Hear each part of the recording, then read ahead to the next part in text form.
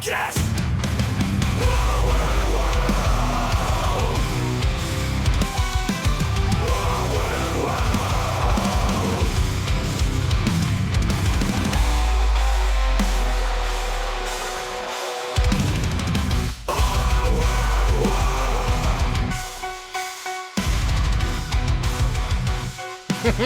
Yeah.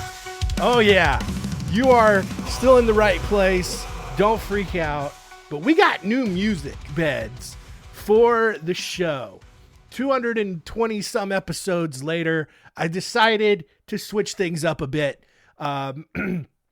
Just AI. We're screwed. There's at least creative people. Creative people are absolutely screwed. There are so many good AI tools out there to help non-creative people be just as good, if not better, than original creative people. And so, whether you're creating music or creating graphics and art, you're screwed. You're just screwed. And so there's that. Probably going to get to the point where AI writers and podcasters are a lot better. There's a lot of good AI writing tools, especially for like copywriting and stuff. And so, not a great time to be someone like me who has those skill sets. So that's fine. It is what it is. But instead, I feel like, because here's the thing, all right? The intros and the story time and the what did we learn, all those music beds that you've listened to for the last 4 years or so, I paid a guy like $50, a fella in like Argentina or something. I paid him $50. I gave him some direction, and that's what he came up with. And it was pretty solid. Definitely served the purposes. Shout out to Carlito or whatever his name was. I don't know.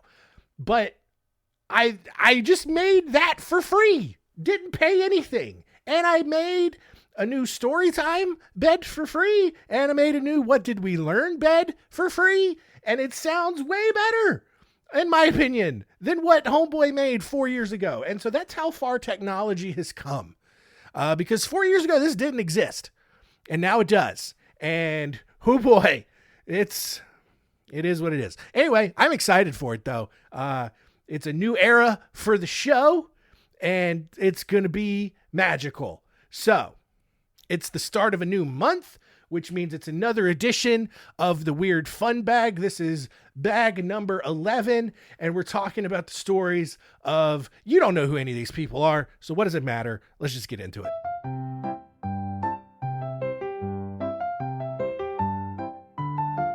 Story time.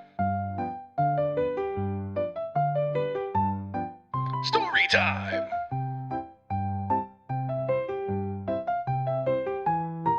Story time?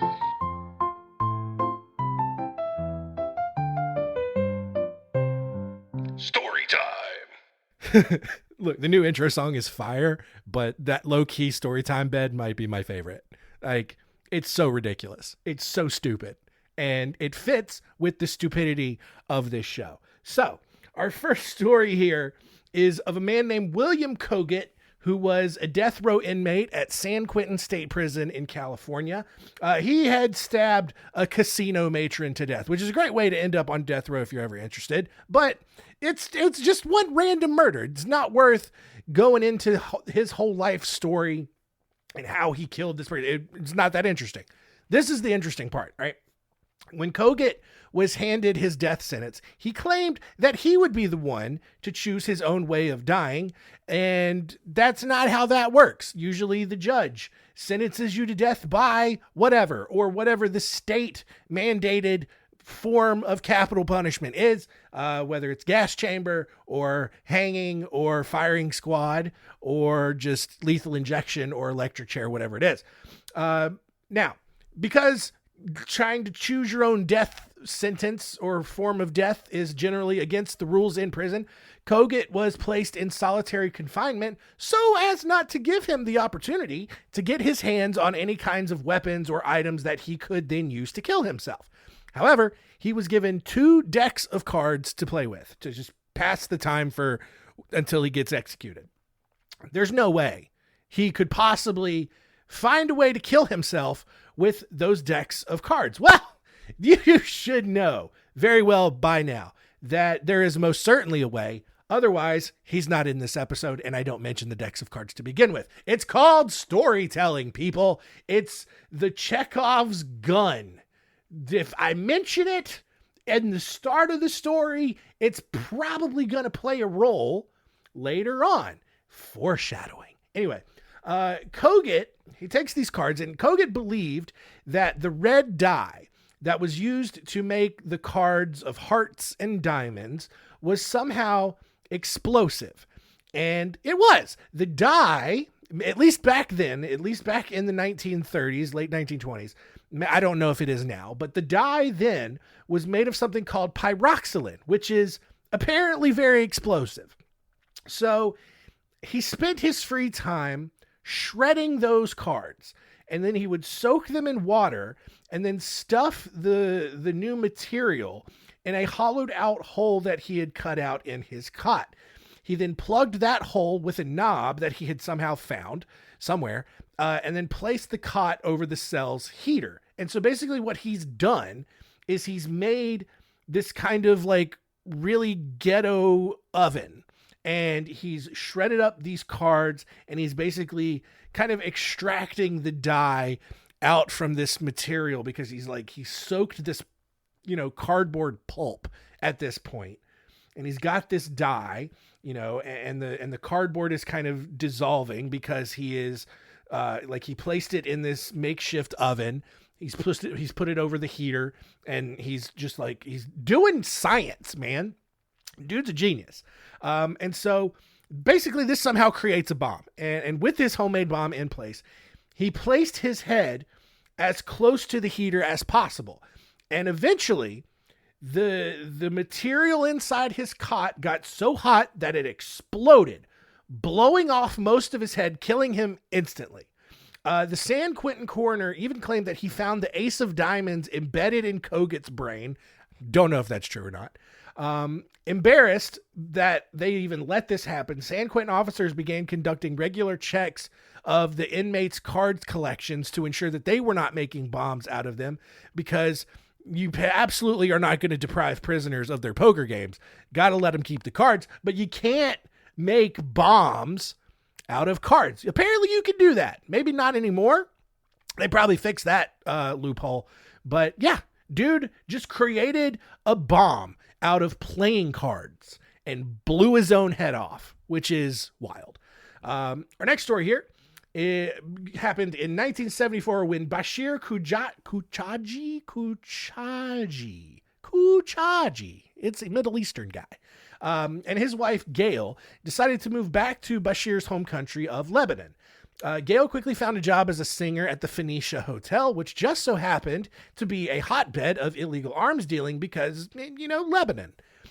Shortly after midnight on July 1st, 1974, Bashir went to pick Gail up from her shift when a van aggressively drove him off the road. Once both vehicles were stopped, several armed men jumped out of the van and surrounded Bashir in his car. Sometime later, Bashir then found himself tied up in a basement, completely unsure of where he was. And when he told his abductors that he was actually an American citizen and that whatever they were trying to do was definitely a mistake and that he was definitely not the guy that they were looking for, they accused him of working for the CIA, which wasn't true at all. Bashir was not a CIA agent. Over the next several days, this dude was beaten and tortured every 2 hours and was only given enough food to barely survive. By the 5th day, Bashir began to hallucinate and thought that he heard his family being tortured in another room. They weren't. And so, figuring there was no hope, he tried slashing his wrists with a sharp piece of plastic that he had found somewhere. His abductors quickly jumped in to save him and rushed him to a hospital where doctors were able to save him and therefore secure his release from the abductors, which is crazy, right? Like kidnap. You want to kidnap someone? Like, you want to escape from your kidnappers? Try to kill yourself. You'll escape one way or another because you'll either be dead or your abductors will be like, yeah, this guy is not worth the trouble. And then they'll just take you to a hospital where you'll get life-saving medical care and then you'll be free. So 2 months later, Bashir and Gail moved back to the United States and also got divorced because I'm sure all of that was very traumatic for them.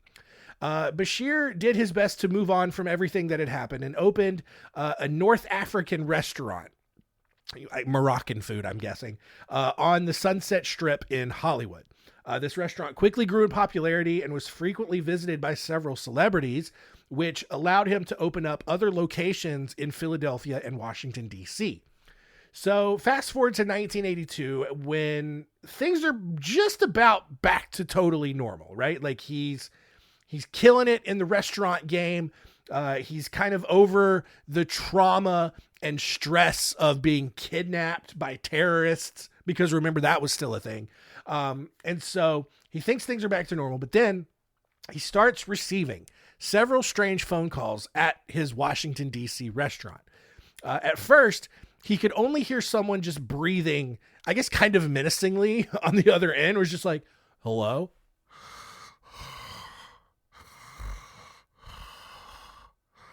Actually, that's probably kind of creepy. That's probably not as menacing as it is disturbing.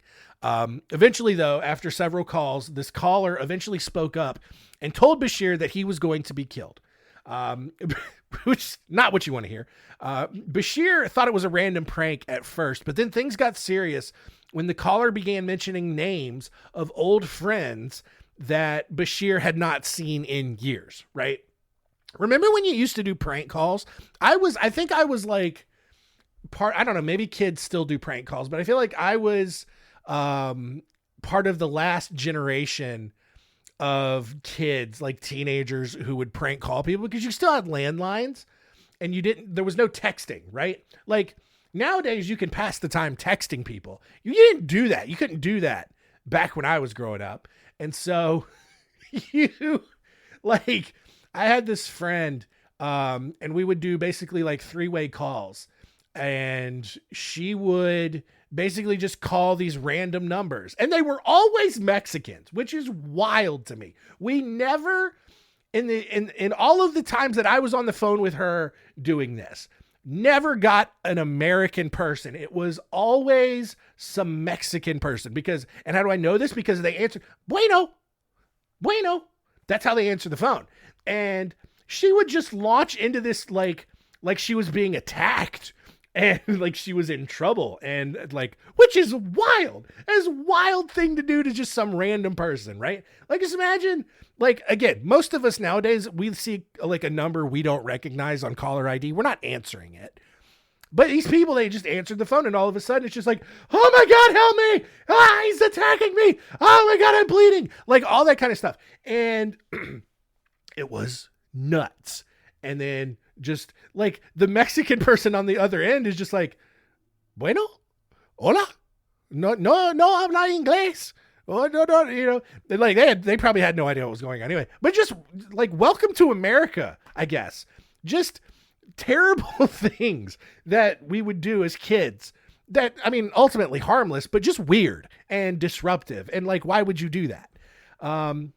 Anyway, back to the story. At its height, Bashir was receiving like 20 phone calls a day from this breathing person who said, I'm going to kill you. And when he decided to go to his Philadelphia restaurant, the calls followed him there. And sometimes the caller gave death threats. Other times the caller would just laugh while machine gun fire erupted in the background. Like, I don't know how I would respond to that. I would just probably get out, because like if nothing ever ended up happening, I would just ignore it at that point. I would stop answering the phone. Honestly, if someone's calling me 20 times a day, I'm changing my number, first of all. And maybe it was harder to do that back then in the world of landlines, but change your number. Stop answering the phone, Bashir. Maybe that's what you should have done. Anyway, in 1986, Bashir's car was actually set on fire. He then took it to a mechanic who believed that someone had purposely tampered with the wiring to like make it overheat and explode. At that point, Bashir finally asked the FBI to help, who kindly began tapping his phone because it's the FBI and they want to take down some terrorists. Over the next 18 months, the FBI logged over 3,000 threatening phone calls originating from several different locations around Virginia, Maryland, and Washington, D.C., which, if it's all in that same area, kind of like you can at least kind of pinpoint where it's coming from. They're in that metro area. Bashir ultimately checked himself into a psychiatric ward to get therapy for his constant stress and to just hopefully get away from a ringing telephone. But while Bashir was in the hospital, he left a guy named Raj Tooley in charge of one of the restaurants. And almost immediately, the phone calls began targeting Raj and his son, Richard. Even more, Richard was assaulted by a group of people as he walked home from school one day, and the words "Richard will die" were painted on Raj's front door. Like, absolutely bonkers what is happening to this guy. And then subsequently, the people that work for him. Although, like, and here's the thing, Bashir lived in the psychiatric ward of this hospital for the next 6 years. And despite that, despite his best attempts to get away, the callers were still able to get through to him. And like, how, if you're checked into a mental hospital and your problem is, I am deathly afraid of phone calls now. The sound of a ringing phone triggers my trauma and my stress so bad that it sends me into a mental breakdown. Please don't have any phones in my room. Please don't bring any phone calls to me. And yet, I guess these nurses are still sending him phone calls. Like, how do you keep doing that? As late as 1993, Bashir was still receiving at least one phone call every day. He also still had no idea why any of this was happening. In 2002, he published 2 different anti-Semitic websites and posted ads in the Washington Post claiming that Jews and the Israeli government were responsible for his abduction in Lebanon and all of the threatening phone calls. So, of course, it was the Jews. It's always the Jews. No one still figured out who was ever behind this, but if you ever wanted to make someone hate the Jews, is a good way to do it, I guess. No, it's still like, and honestly, like, news outlets kind of stopped following this guy, and there just hasn't been anything published about him or an update since the early 2000s. So I don't know, maybe he's dead and maybe they finally got to him. I don't know. Our final story here is of Tan Youhui, a Chinese businessman who received a lawsuit from his former business partner in 2013. Tan was not happy about that. So he decided to hire a hitman to kill his former partner and offered up 2 million yuan, which is roughly $330,000, to get the job done. An ambitious contract killer quickly took the offer, but then just as quickly turned around and contracted that hit out to another hitman, offering to split that 2 million yuan reward 50-50. So rather than take the 1 million yuan, this second hitman contracted this killing to a third guy, who then contracted it to a fourth guy. So in each instance, the hitmen agreed to split the pot. The fourth hitman in turn contracted this killing to a guy named Liang Zhanxi, who agreed to take 100,000 yuan to do the job. But rather than kill the target, Liang just went straight to the victim, to this former business partner, and talked him into staging a photo shoot of his own murder so that Liang could just go collect the payout. While the photos and payouts, and they did this, they staged this whole photo shoot. Liang went back to the fourth hitman, who then went to the third hitman, who then went to the second hitman, who then went to the original hitman, who then went back to Tan Youhui, and they paid it all out. And so then Tan pays the 2 million yuan to the first hitman, who pays 1 million yuan to the second hitman, who pays 500,000 yuan to the third hitman, who pays 250,000 to the fourth hitman, who pays 100,000 yuan to the last guy, to Liang Zhanxi. And while all of this was going on, the business partner just goes to the police, who then subsequently arrested all 5 hitmen that Tan Youhui hired, as well as Tan Youhui himself. Although the first trial ended in acquittal for lack of evidence, the decision was appealed, and all 6 guys were found guilty. Tan was given the biggest prison sentence of 5 years. So I don't know. Maybe don't hire a hitman.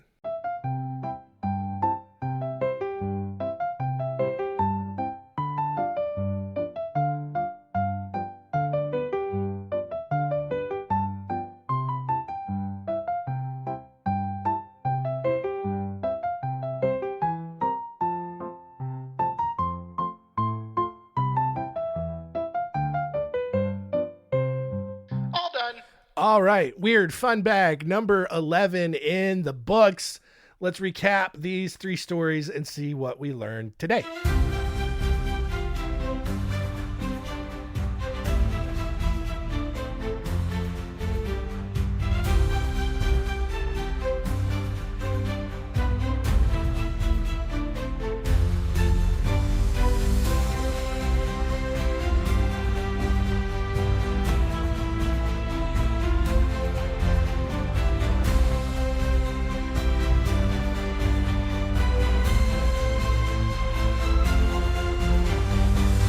What did we learn? Number 1, you used to, maybe you still can. You can extract the red dye from a deck of playing cards and use it to create a bomb and kill yourself. So I don't know if you ever want to leave a lot of just unanswerable questions in your wake. That's how you kill yourself, I guess. Number 2, Bashir Kouchacji tormented by prank phone calls. Maybe they were real. I don't know. No one knows. Just tormented by relentless, threatening phone calls for decades, sent him to a psychiatric ward because he could not handle it. And I don't know what's happened to him today. Maybe he's still alive. Maybe he's not. I would, if I find an update to this story, I will break in and tell it and update it in the future. But whatever. Number 3, don't hire a hitman. All right. Because here's the thing, like there's so many hitman stories where the first hitman just gets caught because he's bad at his job, or the guy trying to hire the hitman just hires an undercover cop and he doesn't know it. But this was a scenario I did not think of, but has to happen pretty common, right? I mean, I don't know how common hiring a hitman is at this point, but like to hire a hitman who then goes and hires his own hitman for that hit, and then it just keeps going to like 6 levels down, is wild to me. And I can't imagine that's not the only time that's ever happened. So that's it. That's what we learned today. I'm not going to play the music again. It would have just been the same song and that would get old very quickly. So we're just going to start transitioning out of that to wrapping up the episode. That's it. Next week on Our Weird World, we are looking at some dudes who were definitely super awesome, cool heroes, not imposters and not losers who thought that they were doing a good job and were really just getting in the way. They were definitely heroes. You get it. We're looking at the stories of William James Clark, Bill Jacob, and Wilhelm Voigt. So see how silly these dudes are next week as we come back with the same new awesome music beds and the fun stuff. I don't know what I'm saying. That's it. Thanks for listening. Keep telling all your friends and keep it weird.